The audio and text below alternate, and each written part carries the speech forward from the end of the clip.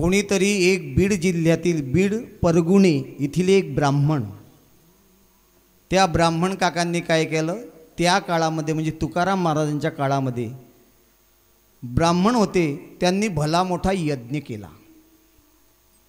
परिस्थिती नव्हती महाराज यज्ञ करण्याची, ऐकताय तुम्ही कीर्तन, परिस्थिती नव्हती, पण भला मोठा यज्ञ केला आणि कर्ज काढून केला. काय करून केला? कर्ज काढलं आणि भला मोठा यज्ञ केला. आता महाराज सामर्थ्य असं होतं की कर्जसुद्धा फेडू शकत नव्हते, पण काय त्यांची इच्छा झाली, त्यांनी फार मोठा यज्ञ केला, कर्ज केलं पण यज्ञ केला. आता कर्ज घेतल्यावर ते कर्ज कधीतरी फेडावं लागते आणि महाराज तो फेडण्याचा वेळ आली आणि वेळ आल्याच्या नंतर यांच्याकडून कर्ज फेडलं जात नव्हतं. मग ते कर्जावाले यायचे, पैसे मागायचे आणि मग काही कर्ज तर फेडलं जात नाही आहे. मग महाराज ते वाईट वाईट बोलायचे लोक. आता ज्याचे पैसे घेतले तो काय बोलेल याचा काही नियम नाही. आता हे ब्राह्मण काका महाराज लोकांचं बोलणं खाऊन खाऊन वाईट वाटायचं.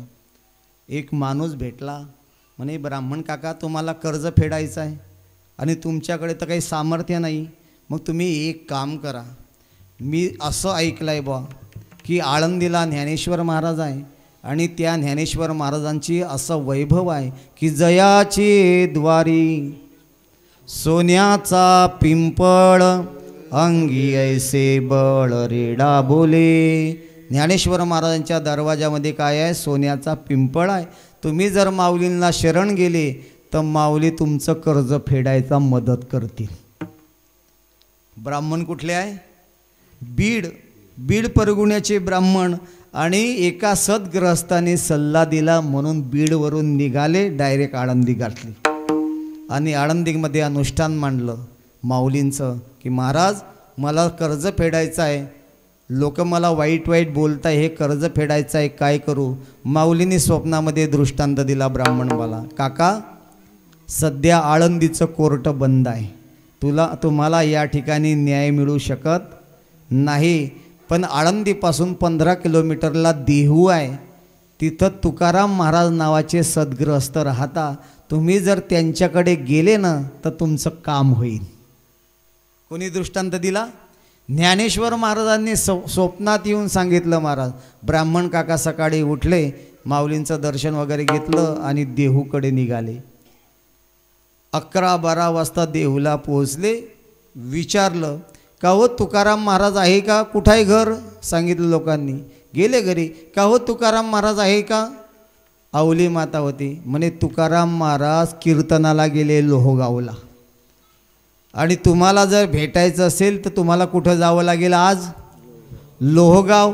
पुण्यामध्ये लोहगाव म्हणून विमानतळ म्हणून प्रसिद्ध आहे, तिथं तुकाराम महाराजचे कीर्तन नेहमी व्हायचे महाराज लोहगावला. आणि लोहगावची परिस्थिती अशी होती, नेहमी तुकाराम महाराज तिथं कीर्तनाला जायचे आणि कीर्तनाला गेल्याच्यानंतर गावचे सर्व लोक कीर्तनाला येत होते तुकाराम महाराजच्या. पण एक पठ्ठ्या असा होता की तो कीर्तनाला येतच नव्हता. त्याचं नाव होतं शिवबा कासार. काय नाव होतं? हा बांगड्यांचा धंदा होता महाराज. लाख मागवायची, त्या लाखेपासून बांगड्या तयार करायच्या आणि त्या बांगड्या विकायच्या, असा त्यांचा धंदा. शिवबा कासार महाराज विषयासक्त माणूस, संसारातच आसक्ती होती, दुसरी कशाचीही आसक्ती नव्हती. तो कीर्तनात येतच नव्हता. आणि तुकाराम महाराज नेहमी म्हणायचे लोकांना का हो तुम्ही जसे कीर्तनाला येता तसे माझ्या शिवबाला सुद्धा कीर्तनाला आणा. शिवबा कोण? शिवबा कासार. लोक म्हटले महाराज त्याला भरपूर वेळा सांगितलं पण तो काही ऐकायला तयार नाही. लोक म्हटले आम्ही त्याला हे सांगतो की आम्ही दररोज कीर्तनाला जातो, तुकाराम महाराजच्या पुढं जाऊन बसतो, पण तुकाराम महाराज आमचं नावसुद्धा घेत नाही कीर्तनात, आणि तू येत नाही तरीसुद्धा दररोज तुझं नाव घेता. अरे एकदा तर चल असं म्हणून महाराज ब्राह्मण काका ज्या दिवशी लोहगावला येण्याकरता निघाले, नेमकं त्याच दिवशी शिवबा कासार कीर्तनात येऊन बसला होता. इकडे रात्री कीर्तन चालू झालं तुकाराम महाराजचं, शिवबा कासार पुढंच येऊन बसला लोकांनी सांगण्यावरून. आणि महाराज दुपारून निघालेले ब्राह्मण काका 9 ते 11 कीर्तन होतं रात्रीचं. महाराज 10 वाजता येऊन पोहोचले लोहगावला. कीर्तन चालू होतं, बसले मागे. आणि बसल्याच्या नंतर 11 वाजता कीर्तन संपलं. टाळकरी खाली बसले, तुकाराम महाराज खाली बसले. ब्राह्मण काका उठले आणि महाराजांकडे आले दर्शनाला. आणि येता येताच महाराजांनी ओळखलं. या म्हणे काका, तुम्ही माझ्याकडे कर्ज फेडायला आले आहे ना. अरे बापरे, झटका बसला महाराज, की मी तुकाराम महाराजांकडे कर्ज फेडण्याच्या उद्देशानं आलो हे कसं काय त्यांना कळालं.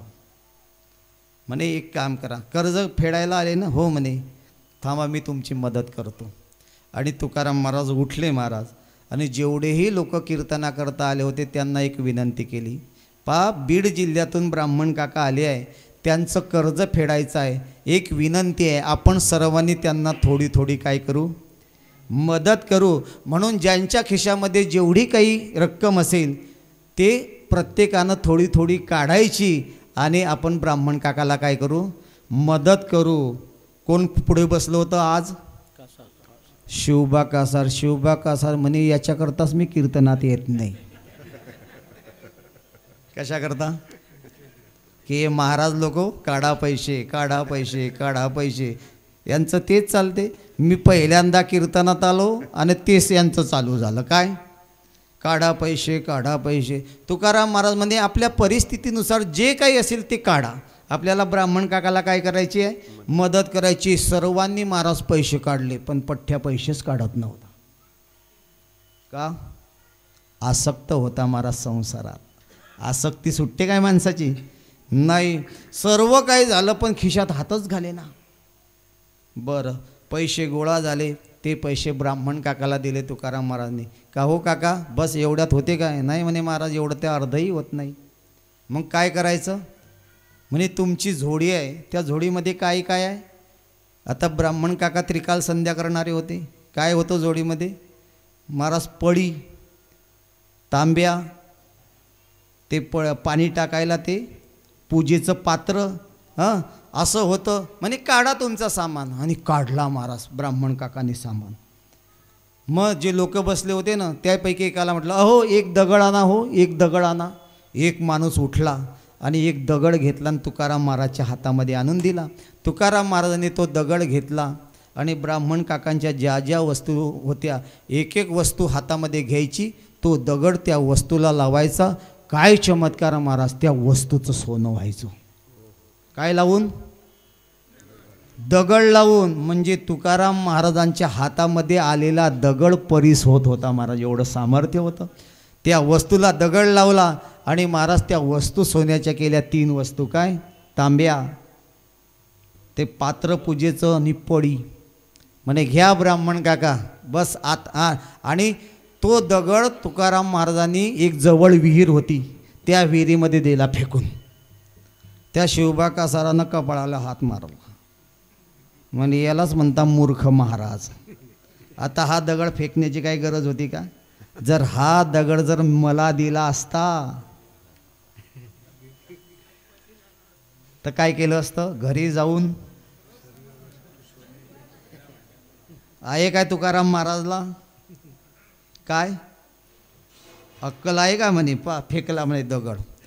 का हो ब्राह्मण काका, एवढ्यावर भागते काय? ब्राह्मण काका म्हणे नाही, एवढ्यावरही भागत नाही, अजून थोडं काहीतरी द्या. म्हणे काय राहिलं आता? म्हणे जेवणाचं ताट राहिलं व. बरे काढा ताट. आणि जेवणाचं ताट काढलं. तुकाराम महाराजांनी पुन्हा सांगितलं, हो एक दगड आणा, हो एक दगड. आणि महाराज एका माणसानं दगड आणून दिला आणि दगड आणल्याच्यानंतर तो दगड घेतला तुकाराम महाराजांनी आणि जेवणाचं ताट होतं त्या जेवणाच्या ताटाला लावला. लावल्याबरोबर जेवणाच्या ताटाचं काय झालं? सोनं झालं महाराज. आणि शिवबा कासार खाली टकमक टकमक पाहत होता. आता शिवबा कासाराला माहिती आहे याने भांड्याला दगड लावला, काम झालं की कुठं फेकता? विहिरीत. शिवबा पटकन उठला आणि विहिरीजवळ जाऊन उभा राहिला. कशा करता? कसा विराट कोहलीच होता अशी कॅश करायला गेला महाराज. पण तुकाराम महाराजांनी त्यावेळेला दगड विहिरीत फेकला नाही, तो दगड घेतला आणि आपल्या कमरेला खोसला. त्या दिवसापासून शिवबा कासार दररोज कीर्तनाला येऊ लागला. कशा करता? कीर्तन ऐकायला नाही, दररोज मी जर कीर्तनाला आलो तर हा दगड तुकाराम महाराज मला देतील आणि मी माझ्या घरातली सर्व भांडी कशाची करीन? अरे बाप रे, त्याच्याकरता दररोज पुढे येऊन बसायचा. पण तेही तुकाराम महाराज होते काय, ते काय सामान्य होते? महाराज तुकाराम महाराजांनी त्याला दगड दिलाच नाही. असे बरेच दिवस निघून गेले. तुकाराम महाराजचं कीर्तन ऐकायचा महाराज. काही दिवस गेल्याच्या नंतर तुकाराम महाराजांचे शब्द त्याच्या हृदयापर्यंत गेले आणि शिवबा कासाराचं जीवन बदललं महाराज. आणि जीवन बदलल्याच्या नंतर तुकाराम महाराजांना असं वाटलं की हा शिवबा सोन्याकरता माझं काय ऐकतोय, कीर्तन ऐकतोय, याच्या घरी सोनं पाठवलं पाहिजे. धंदा होता महाराज कशाचा? बांगड्या बनवण्याचा. मुंबईच्या पलीकडून तिकून लाख यायची बैलांवरती, त्या लाखेचा त्या बांगड्या बनवायचा. एक दिवस बैलांवर लाख येत होती. तुकाराम महाराजांनी महाराज त्या पांडुरंगाला विनंती केली की देवा माझ्या शिवबाच्या घरी सोनं पाठवा. पांडुरंग परमात्म्याने त्या बैलावरची जी लाख होती त्याचं सोनं बनवलं आणि ते सोनं डायरेक्ट शिवबाच्या घरी. शिवबा कासाराने बघितलं, अरे बापरे, सोनं, एवढं सोनं आपल्या घरी चालून आलं. हे कोणाचंही सामर्थ्य नसून माझे श्रीगुरु तुकाराम महाराजांचं हे सामर्थ्य आहे. आणि महाराज जीवन बदललं होतं शिवबाचं. म्हणे मी सोन्याकरता कीर्तन ऐकलं तर माझ्या घरी सोनं आलं. मी जर शुद्ध मनाने कीर्तन ऐकलं असतं तर माझ्या जीवनाचं सोनं झालं असतं. बदलला महाराज शिवबा. सोन्यासाठी कीर्तन ऐकत होता, आता म्हणे माझ्या घरी एवढं सोनं आलं पण माझ्या जीवनाचं सोनं झालं नाही. मी जर चांगल्या मनानं कीर्तन ऐकलं असतं तर माझ्या जीवनाचं सोनं झालं असतं.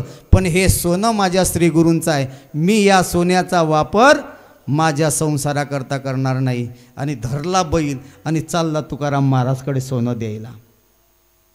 आणि जसा बैलाला धरलं आणि सोनं द्यायला लागला तशी पत्नी आडवी आली. म्हणे मालक एवढं मोठं सोनं कुठं नेत आहे? म्हणे तुकाराम महाराजकडे. अरे एवढी मोठी संपत्ती आपल्या घरी चालून आले आणि तुम्ही त्या तुकाराम महाराजला देताय? मी देऊ देणार नाही. आमच्या मायले जास्त काय आवडते?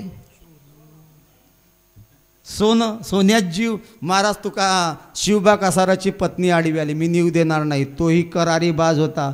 म्हणे चल बाजूला हो. होते की नाही? आणि महाराज ती बाजूला झाले नाही. 2-4 कानाखाली ठेवल्या. चल हो बाजूला. राग आला महाराज. कोणाला? म्हणे ज्या तुकाराम महाराजमुळे माझा नवरा बिघडला त्याचा मी काटा काढीन. तुकाराम महाराजांनी ते धन नेऊन दिलं महाराज. आणि ऐका, ते धन नेऊन दिल्याच्या नंतर राग होता. एक दिवस पुन्हा तुकाराम महाराजचं कीर्तन भोगावला आणि त्या दिवशी शिवबा कासाराची पत्नी सुद्धा आली. कशाला?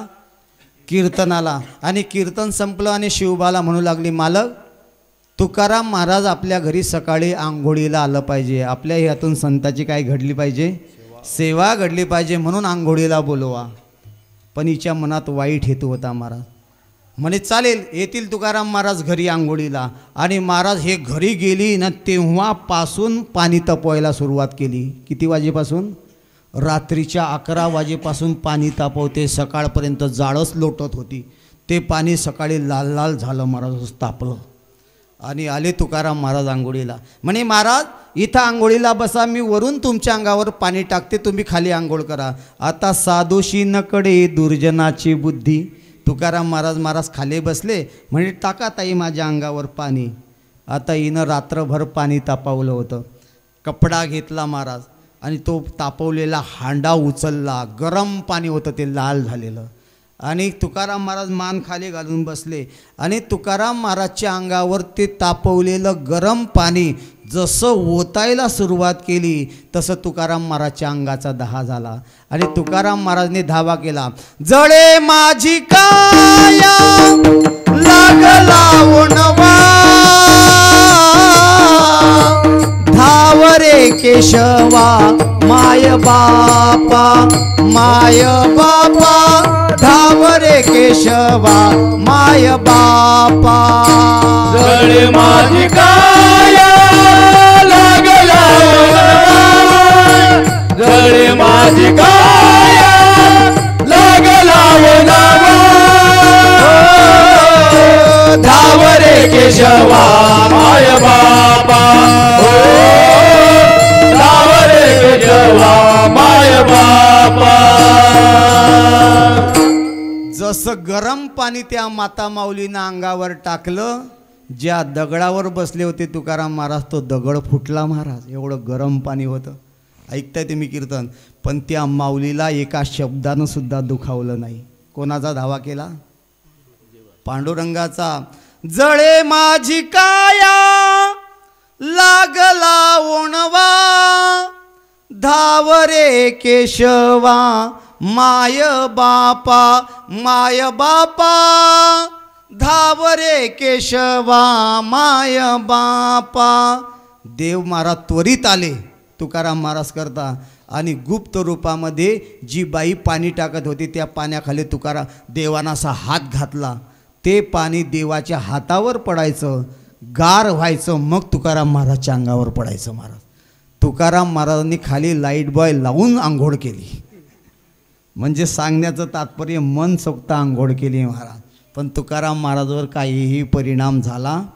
एवढं पाणी तापून तुकाराम महाराजावर काहीही परिणाम झाला नाही. राग आला महाराज मनामध्ये. पण चांगली बोलत होती. म्हणे महाराज आता आंघोळ झाली आहे, आता तुम्ही घरामध्ये या, पूजा वगैरे करा, तोपर्यंत चांगला स्वयंपाक करते, आता 2 घास जेवूनच जा. वाईट हेतू होता मनामध्ये. गेली स्वयंपाकघरामध्ये आणि स्वयंपाक करायला लागले. लाडू बनवले आणि त्या लाडूमध्ये विष टाकलं महाराज. काय टाकलं? विष. कशाकरता? तुकाराम महाराजला मारण्याकरता. पूजा झाली, वाढून आणलं. तुकाराम महाराज एक एक लाडू खात होते आणि ही माता माऊली वाट पाहत होती. कशाची? म्हटलं काय लाडू संप्याची म्हणताय तुम्ही? मरायची वाट पाहत होती. तुकाराम महाराजांनी सर्व लाडू फस्त केले पण तुकाराम महाराजांवर काही परिणाम झाला नाही. कारण देव दरवाजाच्या बाहेर होते. देव म्हटले तुकाराम महाराज तुम्ही फक्त घराच्या बाहेर निघा, म्हातारीले जितीच ठेवत नाही म्हणे. आता तुम्ही फक्त निघा, जोपर्यंत तुम्ही तोपर्यंत आम्ही काही बिघडू शकत नाही. कारण संत आहे महाराज. आणि महाराज तुकाराम महाराजचं जेवण झालं, तृप्त झाले तुकाराम महाराज आणि घराच्या बाहेर नुसता पायच टाकला. काय परिणाम? त्या शिवबा कासाराच्या पत्नीच्या अंगाला कुष्ठरोग फुटला. पाणी गळू लागलं, पू गळू लागला महाराज अंगातून आणि घाबरली. अरे बापरे माझं कसं झालं? आणि शिवबा आला.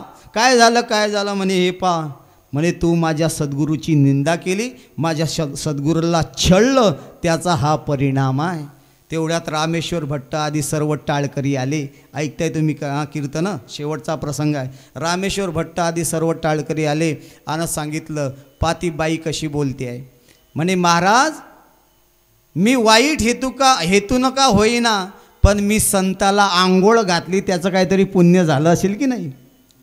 अरे मी वाईट हेतू का होईना मी तुकाराम महाराजांना 2 घास जेवू घातले, त्याचं काहीतरी पुण्य झालं असेल की नाही? त्या पुण्याच्या बदल्यामध्ये मला चांगलं करा.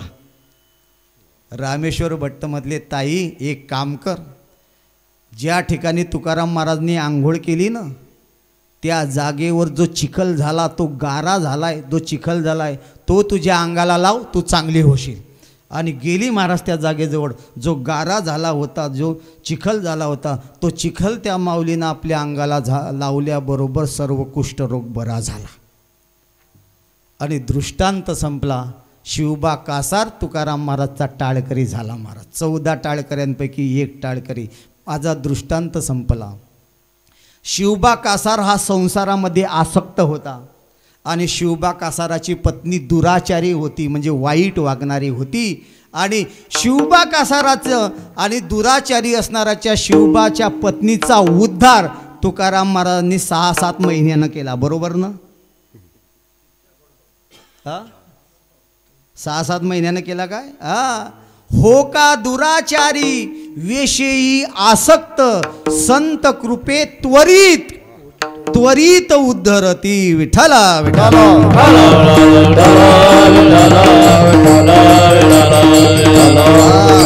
संत जास्त काळ लावत नाही, लवकर जडजीवांचा उद्धार करतात, त्याच्याकरताच अवताराला येतात. म्हणून अखंडित नामा त्यांची वास पाहे, निशिदिनी ध्याये संत संगती.